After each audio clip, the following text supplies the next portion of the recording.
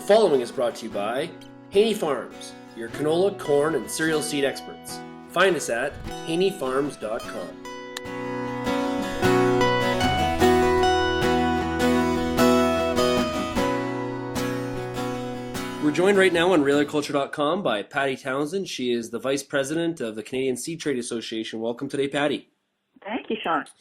Patty, we're going to talk about some of the, it's no secret, it's in the media, like crazy, is this pending Canada-EU free trade agreement. Jerry Ritz has been having to defend himself. There's lots of commentary out there for and against this sort of agreement. There's a lot of hoopla right now coming out of the NFU regarding that a lot of this has to do with the farmer's ability to save or not save farm-safe seed. Okay, let's back up a little bit. It's the Canada-European Union, and it's a comprehensive economic and trade agreement that they're negotiating towards. And the reason that it's been in the news so much is that there was a negotiating round in Ottawa last week, and they did things like start working on their tariff offers and exchanging different offers in different areas, talking about a whole bunch of economic and trade agreements or areas that they would like to get part of this agreement. And we've been following it very closely because it does contain a number of things that we think are very important in the seed industry, both for the seed companies and also for the farmers that are getting access to new technology. One of the things that we were really happy to see that we worked really hard to get into the negotiations, not necessarily part of the agreement yet, but into the negotiations, was a set of conditions that were put in place by Canada. So they said, this is our tariff offer, but our tariff offer is conditional on the European Union coming up with a better process for assessing and approving products of biotechnology, and that includes a workable science-based policy around the low-level presence of biotech products and shipments.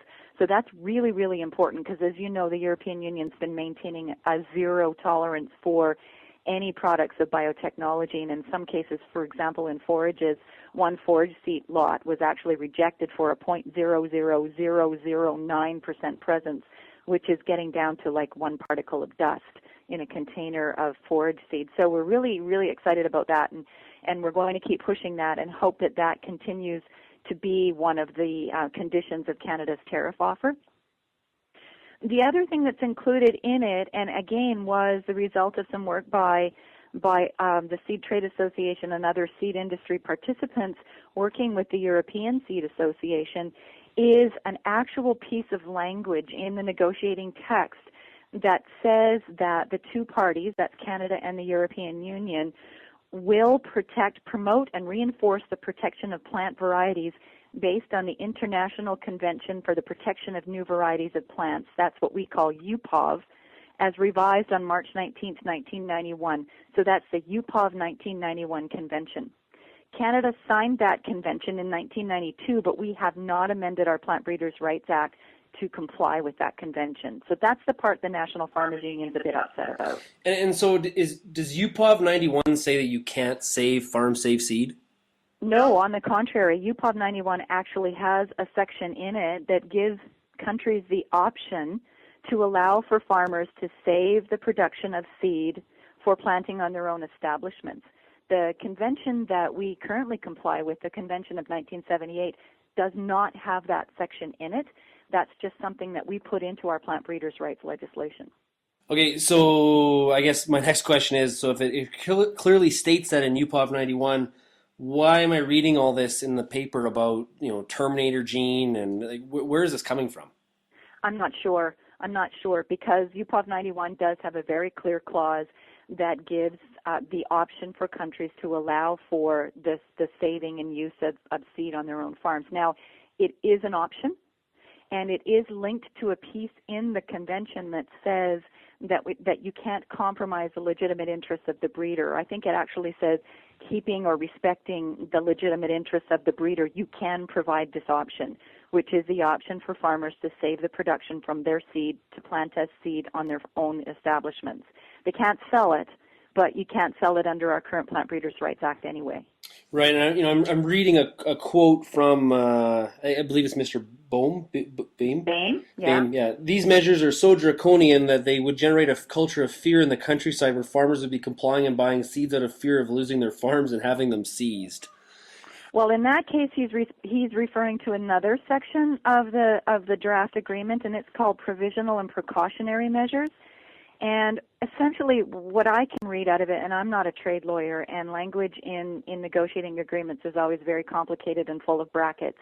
But essentially, what it says is that if someone is found to be compromise or not in compliance with an intellectual property provision, and this is not referring specifically to UPOV, it's not referring specifically to plant breeders' rights, but it's saying if you're found to be in contravention, then there can be an interlocutory injunction, which means that the owner of that intellectual property can seize or require the delivery of the goods that are suspected of infringing the intellectual property right. It's a general discussion around intellectual property. It does not refer specifically to plant breeders' rights, and it does not refer specifically to UPOV 91. Okay. Is there anything else about the agreement, Patty, that farmers should be aware of or be thinking about? I've only been reading it. It's huge, quite frankly, and all I have is a draft that was done in 2009, so I'm not sure exactly where they are anymore. They keep these drafts fairly secret. They don't get released until a long time after they've had discussions of them. But I can see where they're talking about a lot of areas where tariffs will be removed immediately upon agreeing. We do have some tariffs left in seed that I think would be important that be gone. I know that the biotech stuff is really important for our canola industry and our corn seed industry and soybeans, because right now there is no real functioning approval process for products of biotechnology in the European Union, and it's worse for seed than it is for food and feed or products destined for processing, because in seed I think there's only one or two products that even have approval for planting. And the European Union is now looking at all kinds of very interesting measures, like allowing each member state to decide whether or not they'll allow a GM product for planting, and it's just becoming a big mess.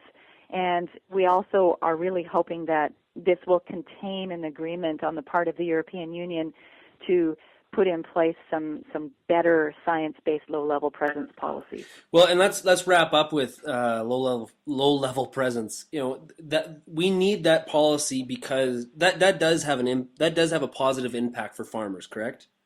If we can get a low-level presence policy in place, yes, it will have a very positive impact, because currently the European Union, most of the countries in the European Union have a zero tolerance for what they call unapproved events. And unapproved events are events that they have not, or unauthorized events that they have not approved through their system, which I just told you doesn't work. So we're not getting very many approvals through in the European Union. If you end up with a shipment of say, wheat with a couple of kernels of canola or a couple of canola seeds in it or something, then they can detect that and they can turn that shipment back currently, because they have this zero tolerance. Okay, Patty, thanks a lot for joining us, and we'll talk to you again soon in the future. No problem.